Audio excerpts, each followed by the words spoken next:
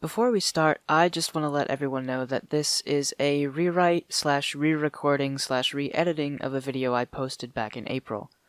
The quality wasn't up to snuff with what I'm able to do now, and I wasn't 100% happy with the script, so I'm re-uploading a condensed, higher quality version. Thank you, and please enjoy. Neon Genesis Evangelion is my abusive lover. As someone who very much enjoys media that gives me a reaction, a show that makes me cry is rare and will immediately sear itself into my brain for having caused such a severe emotional response. I love shows that can get that emotion out of me, and not do so in a way that's simply putting characters into artificially sad or tragic situations. These emotional impacts are supposed to be the culmination of well-crafted character arcs and a progression of tension building based around the plot that finally releases and breaks the dam. To understand why we can relate and care about characters and stories that are fiction, we have to understand what art is. Part of art is to help us understand emotions, understand the suffering and the joy in our lives that can sometimes seem so uncontrollable or overwhelming. If art does nothing for you emotionally, then that usually entails that it lacks meaning for you.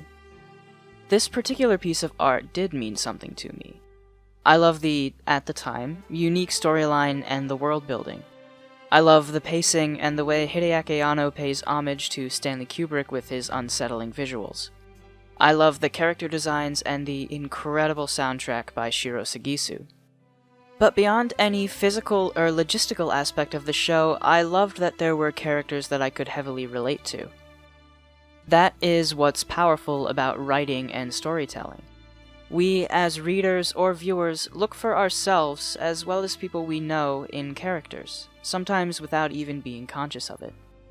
We see elements of us and the people around us in these characters because there's some unspoken thread of humanity that is sewn into all of us that makes relating to people possible.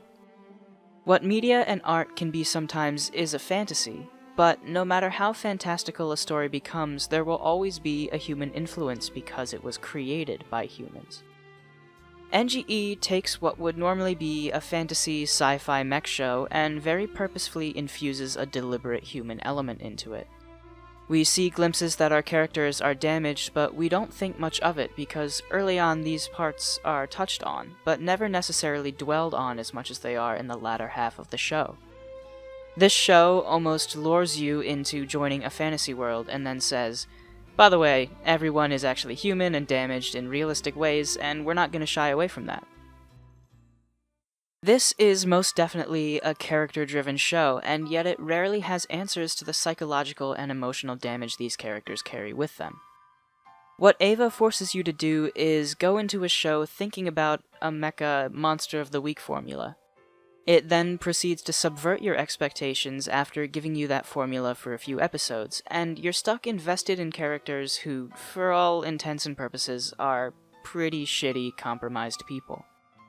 Nonetheless, I fell for the characters. I fell for the storyline, the lore, the political intrigue, and especially for the relationships that never came to fruition. Every time something or someone was close to a breakthrough in communication or any kind of progress with another human being, some circumstance or situation ends up either halting that progress or completely setting them back. The characters often regress, which is rare in anime, let alone a character-driven story of any sort. The painful truth is that they never really come to a breakthrough, both because of wrong choices as well as deliberate choices not to act. This is prevalent in Asuka and Shinji's relationship, though it is evident throughout the show as a common theme with almost all of the cast. This, to me, is why Eva can feel so sickening. There is no closure for these characters, and the final minutes of the final episode are the only thing we get in terms of fixing their psychological issues. They fail to communicate just like we do. They fail to understand just like we do. And in the end, we can't fault them. In this context, we have to remember that a good amount of the main cast are still children. And on top of that, they're realistic human children. They question, they stumble and fall, and sometimes refuse or are unable to get up. It's this, I believe, makes us feel so frustrated and annoyed by their faults. Subconsciously, we know that many of us deal or have dealt with the exact same things that we see on screen. We hate the fact that what was supposed to be an escape is bringing us time and time again back down to reality. Perhaps we're used to shonen heroes always standing up for what's right and never giving up. But place yourself in these characters' shoes for a moment. You're 14, forced to pilot military-grade biomechs against an apocalyptic threat, and any move you make can either win you the fight or get you and the people you care about killed.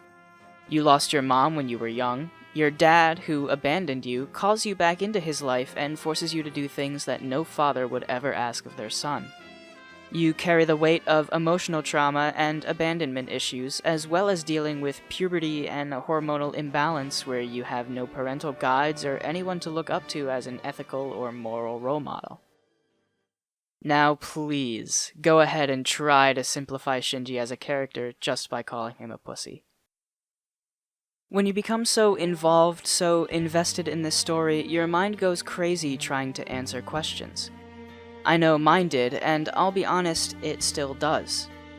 It's meant to be open to interpretation, it's meant to be discussed, and every single person that watches the show will have a different view on some aspect of the anime based on their own life experiences. In this sense, my relationship with Eva is exactly like Shinji's relationship with people.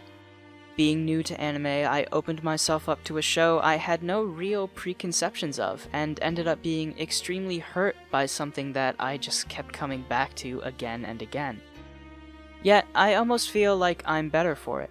I weathered the storm, followed the emotional turmoil of these irredeemable, traumatized people through to the end. Throughout it all, I felt that pit in my stomach still. This uneasiness, this heartsickness came from lack of understanding, confusion, anger, and honestly resentment. I didn't, and still to some degree don't want to see certain aspects of Shinji or Asuka as aspects of myself. I don't want to be told by a piece of entertainment not to enjoy my escapism. Yet it is telling me this all the same. In essence, what this show did was exactly what I said I wanted from a piece of media. I wanted to be emotionally picked apart and destroyed. But because it did this, at first, I hated it. I resented it because it left me confused, it left me sad and angry, and thoroughly feeling unwhole. After finishing End of Evangelion, I had to immediately go to class and then work. I ghosted my way through my routine, endlessly wandering and thinking about the movie and its implications. Thinking about how I almost felt nauseous, feeling like I might randomly break down and cry. But at the same time, I came to love that pain. It meant that this story held meaning for me. I was invested. But what about Eva makes you invested in it? What makes you care? What makes you cry? Many have touched on this before. I'm not the first by any means, and probably not the most concise. But in the end, I believe the idea behind it all is that the characters are real. They feel real, they act realistically. Each character has motivations, wants, needs, and takes actions that not only coalesce with the other people they interact with, but the overall tone of the world and the show itself. It's this superb blending of all the aspects of the story that have made this anime timeless and ever relevant to old and new generations alike. Because of this show, I started writing scripts and making videos. I'm analyzing, writing, recording, editing, and just putting myself out there. I'm finally creating something in a world where it feels like all I do is take. I believe that in the end, again, Shinji's lesson is my lesson. Open yourself up to others and say your piece. Any pain you may cause them or yourself is better than rejecting others out of fear. We, as we hold on to that ever-present and binding thread of human consciousness, have to define ourselves in a world of people like us. And the only way to find ourselves is to connect with others, no matter how difficult or painful. We will feel pain, but this is a small price to pay for our individuality. I don't feel as sick as I used to. I feel better. Hideaki Anno has stated that there will be no All About Eva manual and that we have to find certain answers for ourselves. This video isn't an All About Eva video, it's only one man's view on an aspect of a work of art, one person trying to find his own truth in that work of art.